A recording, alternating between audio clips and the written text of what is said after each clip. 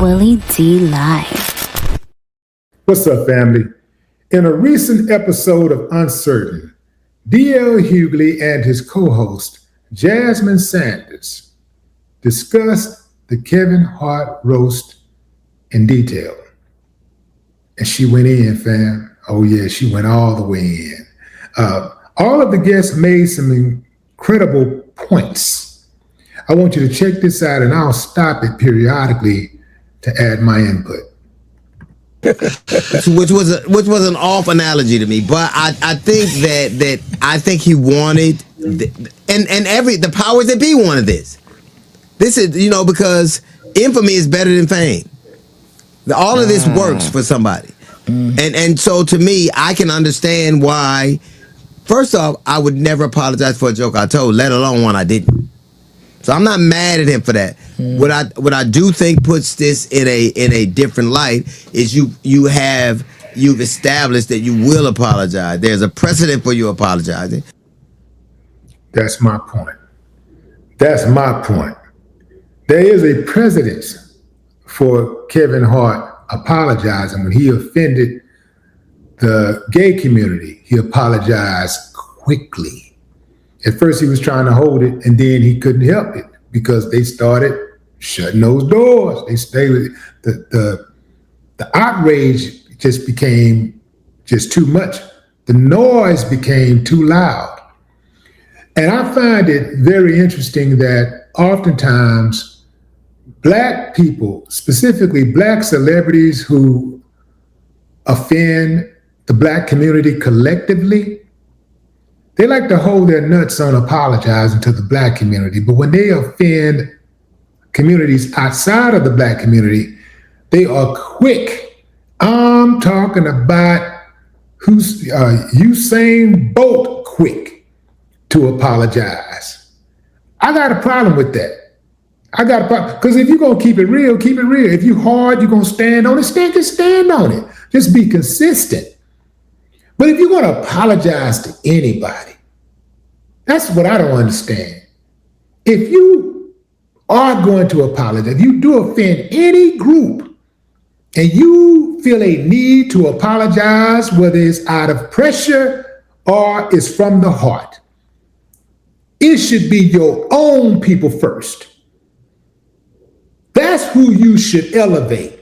That's who you should be answering to, your own people first.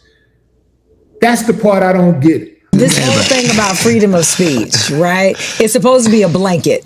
Right? Everyone is supposed to have freedom of speech. Yes. But what's interesting is, I know Austin gave the analogy of bullets, saying if bullets were colorblind, that would be one thing. But a lot of times they're aimed at Black people. And I think in this particular case, Kevin, he kept bragging on the Breakfast Club about how it was his production, right? That means he got to make decisions. There have been any number of roasts prior to this, whether it was the one about Donald Trump, whether it was the one with Joan Rivers, all of these people, including Tom Brady, said, these people are off limits. We don't like these jokes. Let's cut them. Just like Kevin did. There were a lot of jokes that were cut, including some regarding Tony Hinchcliffe himself and the military and vets. They listened to it, and all of them passed the sniff test. Well, not all of them, but George Floyd. And George Floyd represents so much to this country. The world basically stopped. Right. So you have a lot of people who are still suffering from anxiety, from trauma, especially the family. So for Kevin to get on that show and talk about it and then be so indignant about, no, I didn't hear the interview. When Lauren said, did you hear the interview that I did with his family member? No, and now I won't listen to it. It was almost as if he was angry about the possibility of something that might have made him feel bad about his decision. Well, here's the thing. I said this. I think one of the questions you hear is, why are we, after 2 weeks, still talking about a George Floyd joke? The alternate question to that is, why after 6 years are we still doing them? Making a joke about a man who was killed in front of us. There is nothing funny about that. And then you know what? You carried your little tiny Black ass on the Breakfast Club to bring it back up. Why? Because you knew you were wrong. You didn't have to come on there and defend yourself, but you did. I don't think tell me the Breakfast Club wanted him to come on there to talk about some other stuff. They didn't. They wanted him on the show to bring this up for the very same reason that Kevin had the nerve to not cut the George Floyd joke, and that was for likes, for watches and views and all the things. It's like a remix. I don't think he thought he was wrong. Miss me with it. You took 18 jokes out, and some of them were some of your personal experiences you didn't want too close to, and then you said that what were you supposed to do? Stop him in the middle of the roads, and Tom Brady did just that. And Tom Brady was defending Robert Kraft, and Robert Kraft was sex trafficking. He defended a sex trafficker, and you can't even defend a dude that got ain't that the nigga killed. run cheese? Yeah. He got money. But like low key, I do think that this is a greater analogy for the problems that run in this world and in this country, right? And in a certain sense, the two issues that I have is that one, you built the road and the pavement for all of this to be possible. Like when you started Kings of Comedy, you guys were doing everything yourself. Right. And you had to be up against the entirety of the rest of the business. So like people like Kevin Hart are literally on your shoulders to get here, and then they shit on it. Secondly, I think Kevin, see, first off, we all know he's a hard working dude. yeah. And a magnate. He's done a lot of good stuff, right? Yeah. My thing again is I do not understand, and I'll say this ad nauseum, why some were protected and others weren't. And if you were going to protect anybody, it should have been the people who look like you. That's my point. But the fact that you didn't do that doesn't mean that I don't understand the kind of artistic I get it, but you're a man, you're a black man with a lot of power. And out of all of the people that you could have protected, you didn't protect the one who looked like you. That's where I have the problem. I understand comedians, hey, have it your way. Do whatever you want to. Tell your jokes. But guess what? It doesn't mean it doesn't come with consequences. And in this particular case, black people told Kevin, we don't like it. Right. But and he said, fuck you. I don't know. The problem is I don't know if he said that. He did. Yeah, but the problem is that when we speak our mind on this show, right? You know, a little too much right for this week. I feel like it's a little bit too much speaking your mind on this show. All that basically happens is that a bunch of racist fans come out, they say the N-word, they do a bunch of terrible shit, and then we're just looked at as Jews and as black people, we're less than them. That's it. That's it. And then like, at the end of the day, but you know the truth of this country. Netflix wanted a plan to dehumanize all of us. And I think Netflix wanted a plan to get as many people to view it as possible. Mm-hmm. And if somebody got dehumanized in the process, oh well. I think it was a byproduct. I don't think it was the goal. I will say this. The truth of this is that there are more people in this country who are either racist or not uncomfortable with racist than there are actual black people. Yes. There are more people who are either racist or racist ambiguous, where they don't quite see what the big deal is. And I'll take it even further. There are more people in this country who are impartial to racism, who are in power. There are more people who are in power who don't care one way or the other, you know, or who actually does care, and they will use black people to do their bidding. Yeah.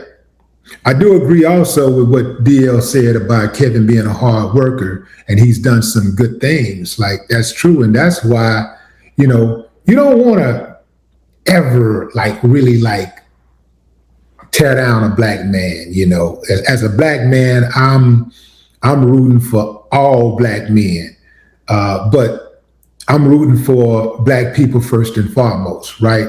And then on a broader scale, I'm rooting for humanity. I'm rooting for people. So Kevin is not one of those guys that has, a long history of throwing black people under the bus. You know, he ain't doing the Stephen A type thing. So that's why, I think a lot of people are more reserved in their criticism toward him. It's not the fact that, you think you're going to get an opportunity, because I don't need any opportunities from Kevin Hart. I don't need an opportunity from Kevin Hart. I got my own thing. I'm in my own lane.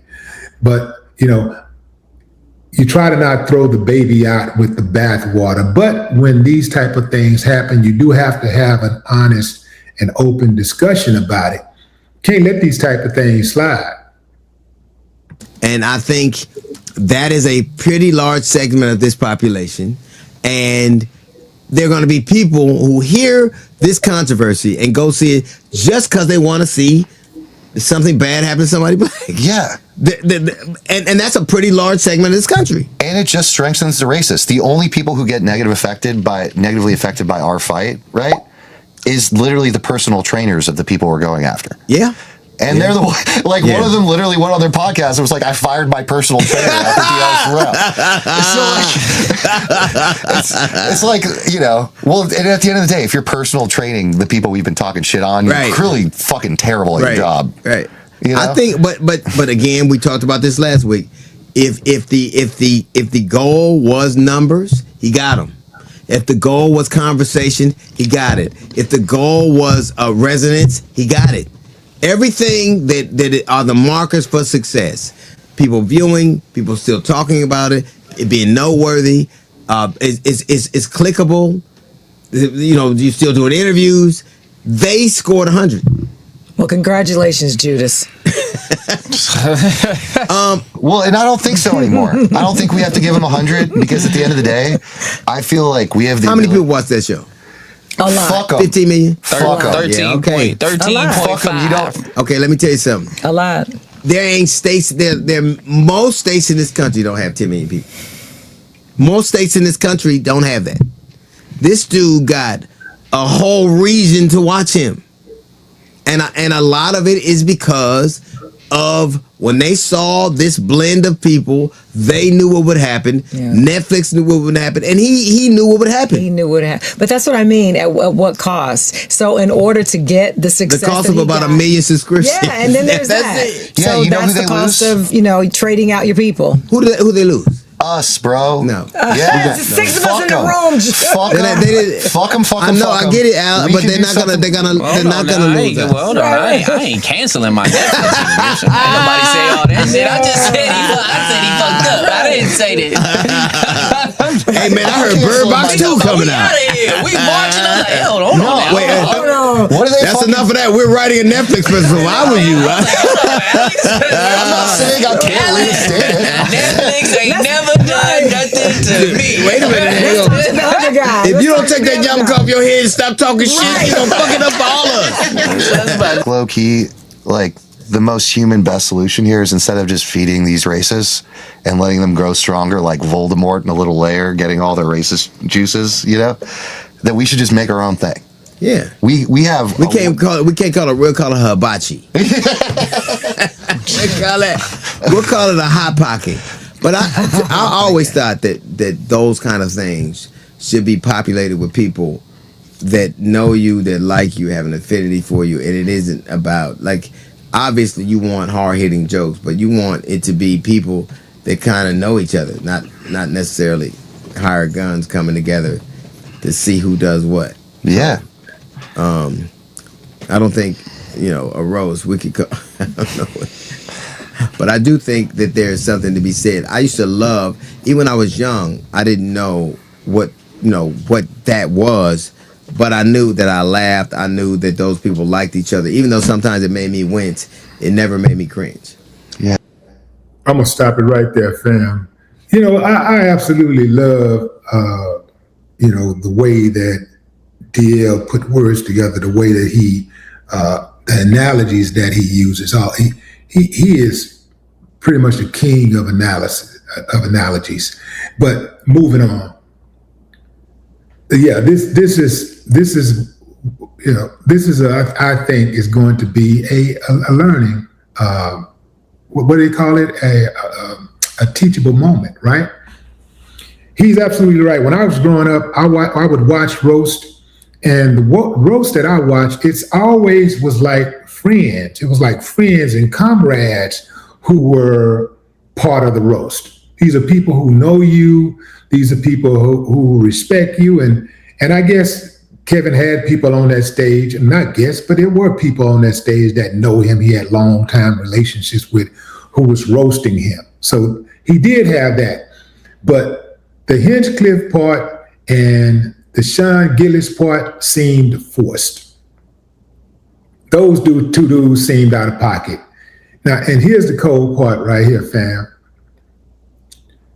If the shoes were on the other feet, if the roles were reversed and you had a popular, well, we already seen it with Tom Brady. They're not going to have a major white star and have roasters come on to the show who hate white people, who has a history of inflammatory comments and jokes about white people. Not gonna happen. So all I'm saying is, where's the consistency, man? Like, stand on it. Whatever it is, stand on it. But be consistent. No more talk.